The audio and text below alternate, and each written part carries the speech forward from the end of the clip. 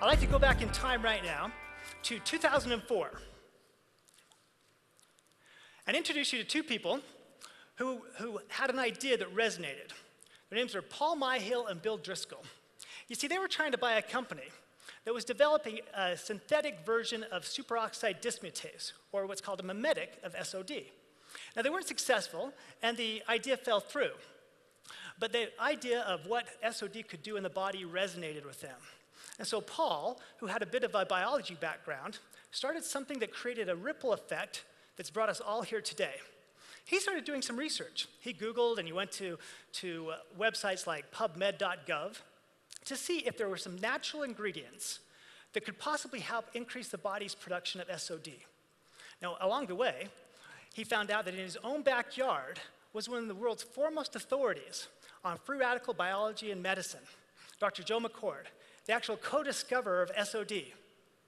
And so he and Bill filed a provisional patent on all of these ingredients with the hope of creating something that would increase SOD, and made an appointment to see Dr. McCord. Now, Dr. McCord's research at that point was not really on plant extracts so much, but Bill and Paul's idea intrigued him. He was at that time associated with the Webb-Waring Institute of Free Radical Biology and Medicine and antioxidant research that was affiliated with the University of Colorado Medical School, and which is featured on the ABC Primetime piece that all of you have seen. And so he took those ingredients and worked with them under contract with what was then called Lifeline Therapeutics, and they created a product. That product's known as Protandim. Well, that ripple effect, absolutely, right? That's why we're all here. That ripple effect that brought Dr. Joe McCord into contact with the company, that resulted in the creation of what we call Protandim, has had broad and profound, far-reaching implications that all of us are part of here today. Now, from that point on, something very interesting happened. This idea of increasing the body's production of antioxidant enzymes, of course, had long resonated with Dr. McCord, but it also resonated with the producers of ABC Primetime, which was the only reason that this tiny little startup company was able to get featured on a national news story like that. It also resonated with the investment bankers and investors who provided the capital to start up this company and get it going. And it also resonated with tens of thousands of viewers who saw the original ABC Primetime piece. But remember when I struck the A note to the E tuning fork? It deadened it. What happened when that tremendous deluge of energy of consumers coming to the company, it really stopped the company's growth and progress. Something else had to happen. Well, all of us probably remember the time when we first were introduced to Protandim and Lifevantage. I know I remember. I was driving along Midland Road in Poway, California, when a lawyer friend of mine called. That sounds like an oxymoron, doesn't it? Lawyer friend. But it's true. Lawyers do have friends. Most of them are other lawyers, but it's okay. But anyway, I got this call. And by that time, I'd already successfully had the opportunity to build several large, successful supplement companies. And I thought that I pretty much knew every supplement that there was in the industry. But Protandim was a mystery to me. And I was very intrigued. I wondered how in the world had I not heard about a supplement, a product that was the recipient of the most positive news story in the history of the industry. A product that had patents and peer-reviewed published studies and human clinicals. Frankly, like many of you at the beginning, I didn't know much about oxidative stress and the myriad health problems that it caused. But the idea resonated with me, and it was something I really felt was important. And I knew that this product had great possibilities. Now, at that time, the company was selling primarily through the internet and at GNC. In fact, on a monthly basis, the company was selling about 1/2 of a bottle of Protandim per store per month. Now, I know what some of you are thinking. David, the problem that you guys had was you were trying to sell half bottles. Well, I know that's an old joke. I've used it before. But what really happened was that the ABC Primetime piece acted as a catalyst, kind of like striking the tuning fork. But it couldn't be sustained. And there was no label or store clerk or television commercial that could tell the powerful story of Protandim like all of you can. So I mentioned that I was pretty good at creating ripples, which I am. And when I went to the board of directors of the company, I suggested going into network marketing I caused some major ripples. In fact, their initial reaction was probably like many of yours when you were first approached about joining network marketing. They were dead set against it. And in fact, they had some real stereotypes that some of you have encountered yourself. But then, when I explained to them that the largest companies in this industry are network marketing companies, that the fastest growing companies in this industry are network marketing companies, and that the only ones that are succeeding internationally are network marketing companies, there was a flicker of interest. You see, the company was a lot like some of you. It had a lot of potential, but it wasn't really realizing that potential. It was barely hanging on financially, and it really had no great prospects before it. So there was this flicker of interest, and they basically said, well, we might as well try it. Nothing else has worked. Well, through some previous ripples, I had been able to meet Eric Marchant, who's our Vice President of Compliance, and Ben Seaman, who's one of our VP of Sales. And we got together, and we put together a compensation plan. And we put together budgets, and we put together some rudimentary, and I emphasize rudimentary, marketing materials. And in January of 2009, we were able to sign up our first distributor. Now, we worked hard, but we didn't set any records. But in February, as I was in the Denver airport, I got a call from Eric Marchant. And something historic, a real ripple effect that's affecting us here today, started at that point. He said that he had heard that some very successful distributors from another company were looking to join a new company.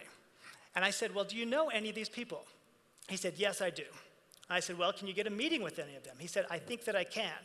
And so I got on a plane. Instead of going home to San Diego, I flew out to Salt Lake City, here. But I missed them. I wasn't able to get to meet with any of them. But Eric had gotten a hold of somebody named Jason Domingo. Have you heard of this guy? Yeah. A great guy, right? And Jason had only taken Eric's call because Eric had been his lawyer, and Jason thought he was calling about something totally different, all right? And so you know how those lawyers are. They're kind of sneaky that way. And so he gets him on the call, and he starts telling a story of Protandem. And there was something about it that resonated with Jason and the other leaders that he spoke to about it. And they said that they would fly out to San Diego to meet me. Well, at this point, this story might also seem familiar to you. Here we were inviting some people over, so to speak, to learn about the Lifevantage opportunity. But we were a little embarrassed about our tiny little office in San Diego and how that might be perceived. So I said, well, let's not meet there. Let's meet at a friend of mine's house in Point Loma. Oops, that's ABC Primetime. So in this living room, in Jan Stroh's house in Point Loma in San Diego, is where we first met together, and I had the opportunity to talk about Lifevantage and Protandem and talk about the business opportunity to some potential distributors. Now, actually, I think anybody that was there would say that meeting in Jan Stroh's house was very instrumental to all of us being here today. But you know what was also very instrumental? This bottle of Benadryl. See, Jan has cats, and she'd put a bunch of these cats away in the back room. And that was the first time where I met Jason Domingo, Tyler Daniels, Marcel Niederhauser, Kirby Zenger, and Gene Tips. And after a while, Marcel starts wheezing and sniffling. And he stands up and says, do you have cats? And all of us, as he's standing up, could see all the cat hair on the back of his pants. And we say, yeah, I'm pretty sure he has cats. If it wasn't for that bottle of Benadryl, none of us might be here today. But you know, talk about being on the same frequency.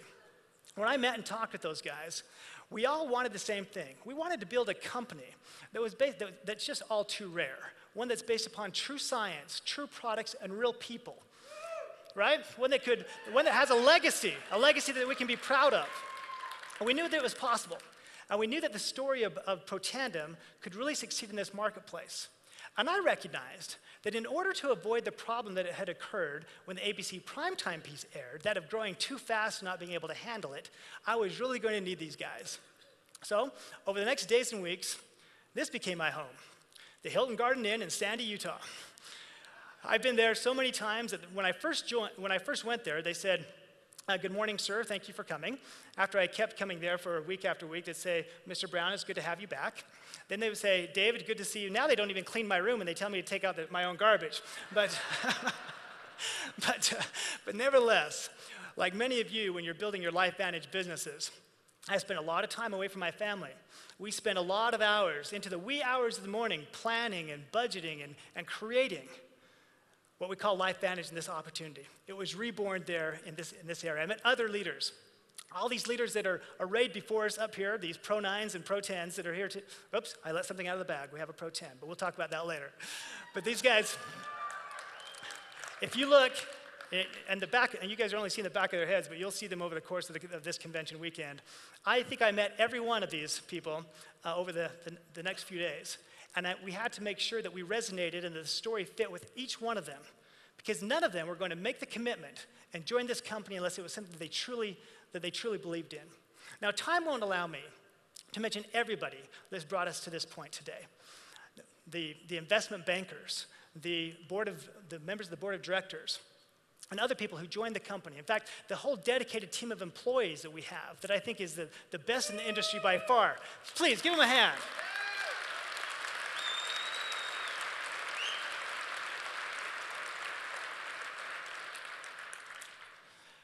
As I said, time doesn't allow me to talk about all of those guys, but you'll have a chance to meet many of them over the course of this weekend. But what the point that this brought us to is that we are one of, if not the fastest growing companies in the whole entire industry. Give yourself a hand, you're part of it.